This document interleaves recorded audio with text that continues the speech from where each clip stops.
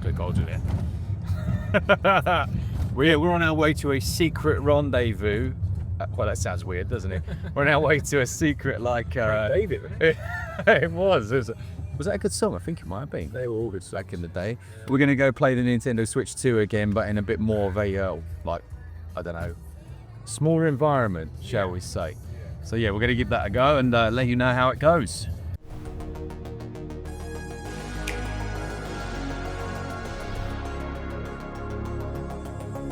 Missed that train, Glen.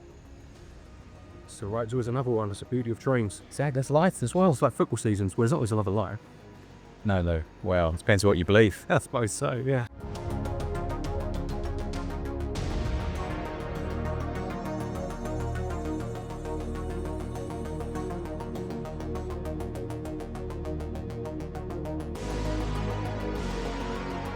So the first game that we got hands on with was Yakuza 0. We'll start off with the single player story mode, and then we'll have a look at the new raid mode as well. Yeah, so Yakuza 0 has been out before, obviously, but this raid mode is new. Yeah. In terms of the single player, if you've not played it before, we got dropped in at chapter 3, I believe it was, and just played through as much as we could in the time we had. And it is quite a story-heavy game, isn't it? There are a lot of cutscenes. You'll move about the districts and be able to talk to people. There are side missions you can partake in. One that we took part in, which was quite odd, where you had to pretend to be someone's boyfriend to meet their dad. And obviously you have the combat side of it as well. And we saw a few of the, like techniques, I suppose, different combat modes that you can learn. Yeah. And I'm sure, if you've played it before, you know exactly what we're talking about. But if you haven't, it's definitely a fun game, isn't it? Yeah, it really is. So obviously we were chatting while we were playing just about how nice it is to be enjoying these without any lag or issues like that. Yeah. It's so smooth, isn't it? Yeah, nice and smooth. No bother there. We played it on the screen, I should say, and in handheld mode as well. Yeah. No issues at all, like we say. And then you had the raid mode, which is brand new, like a horde mode, isn't it, basically? Yeah. See, we've had horde modes on other systems. The way this works is you essentially just give the code to the other person and then they can join you. We couldn't try the online mode. No, I'm guessing that way would just be like tell a friend or invite a friend directly. Yeah, so there was an online mode that, as you say, did try it, but then there was a local mode, which is the one we did play, but you could play it single player as well with bots on your team. Yeah, so you can do that, and you can add bots to your team if you haven't got a full roster in either of the other two modes as well. And yeah, you have your selection of characters. I think there was 60 in total. Yeah. But you unlock them through in-game progression. The money that you earn, you can then use to unlock, and they level up, or you can level them up using that money as well, I believe. Yeah, we didn't see that, but we saw notices of it on the screen. Yeah, and key characters look to be tied behind chapter progression, potentially in the storyline. Yeah, I think that's the case as well. So there's one of two ways, I guess, that you can unlock them. But yeah, now once you're in, so you've got X amount of rounds to get through. There's boss fights in there as well. You use your moves from the game, and obviously each character has slightly different move sets. Each special move as well, haven't you can use. And you just keep progressing through. Yeah, it's interesting, the special moves. So if you come straight from the story, it's quite different the way that moves work. So each character, like you say, has different moves that they can do from the get-go. You can upgrade, as Glenn said, but you can't switch between like your rush mode or speed mode. You won't be doing that with, like, that character has their specific style. Yes, unless of course that's something to do with leveling up. Yeah, we just didn't see it. But as far as we saw, it looks like they've assigned them to characters rather than button presses, which would make sense. It makes it more like that character's class, isn't it? Like in a beat 'em up. Absolutely. All right, the next game that we looked at was Raidou Remastered. Yeah, so Raidou, the original Raidou, which had a much longer name. Not that this name's short, but yeah, it's still pretty long. But that was on the PlayStation 2 back in 2006, and it's actually a part of the Devil Summoner series, which is in itself is part of the Shin Megami Tensei series. Right. So it's a spin-off of a spin-off of a spin-off almost. But in this one, it's got more of a detective angle to it, and it's an ARPG as opposed to turn-based. Yeah, so this was the first chronologically, wasn't it? I believe so, yeah. I think it was the third game in the Devil Summoner series, but it's set way back in the past. Yeah, we played, I don't know, about 45 minutes of it, give or take. Something like that. Went from one village into another area, fought a boss, saw a few random battles as well. Just about got to the investigative side, but didn't really have enough time to delve into how that works. Obviously, if you've played it before, you'll know anyway. But for us, this is a new game, new experience. Yeah, we didn't really see that.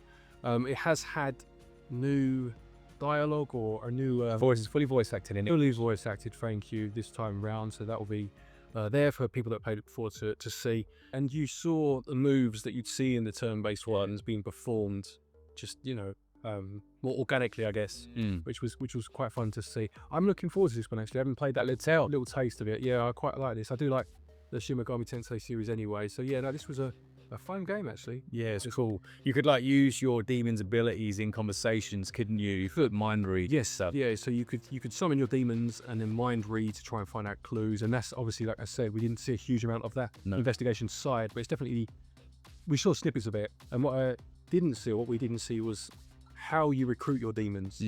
Whether it's similar to SMT where you're talking to them in battle, or whether it's completely different. But we had a few different ones that we could cycle through. Yeah, no, it was good. I enjoyed it. I just, it did show its age, but it would be nice if they were kind of setting us up for a sequel to that. Yes, yeah, it did show its age, you're right. Yeah. But at the same time, it looks nice and crisp, didn't you? You could tell it was a remaster, and load times were short. Everything we play today runs flawlessly. Yeah, absolutely. And we would say if it didn't. Yeah, for sure.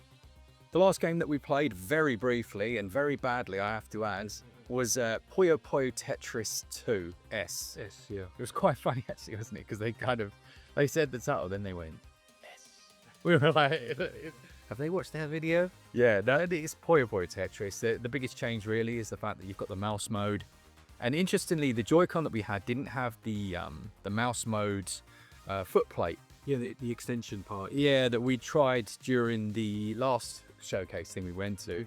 And I was wondering, like, is it going to be really bad like that? No, it was fine. Like, it was absolutely fine.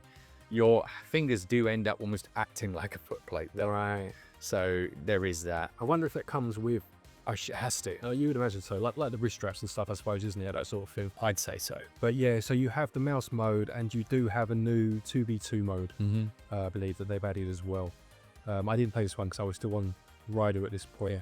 But yeah, a couple of new features, not a huge amount added to the original game, which is on the Switch anyway, isn't it? Yeah, one thing I will say about the mouse mode on this particular game, it was a little awkward. Oh, really? Because you're obviously moving your piece, and then you have to get it to go down quite quickly, you just drag it down. You can drag, and sometimes it can go left and right. You can make it quickly go down by, I think it was like pulling down on the stick. Yeah. But sometimes, again, you pull down and your hand moves a little. So there is that element to it. And someone asked us a question in our last video about mouse mode, whether or not the other buttons are used, and they are. They are used. Yeah, so all the AVX and Y are used. One highlights the score, one stores a piece. Oh, okay. So it looks like games will be using there. Well, it's quite interesting because all the mouse modes we've seen so far have been quite intrinsic to the gameplay, whereas this one is almost, you take it or leave it. So I suppose it's interesting to see two different ways of it being used, It is, and more than anything, it feels like Nintendo are pushing to companies to use it. Yeah. So that's it for today, really. We've just had a little look at those. It was so nice, wasn't it, to be invited down? Yeah, really good, really good. Thank you to SEGA for inviting us down, and I hope you enjoyed this video and a look at these games. Will you be picking any of them up at launch? Let us know. Don't forget, if you're looking for eShop credit to pick up any of the Switch's games, you can use our website, switchup.gg, and get yourself 5% back in cash back. Thank you to our patrons and our channel members for your continued support, and to each and every one of you for watching our videos. Take care, and until next time, happy gaming.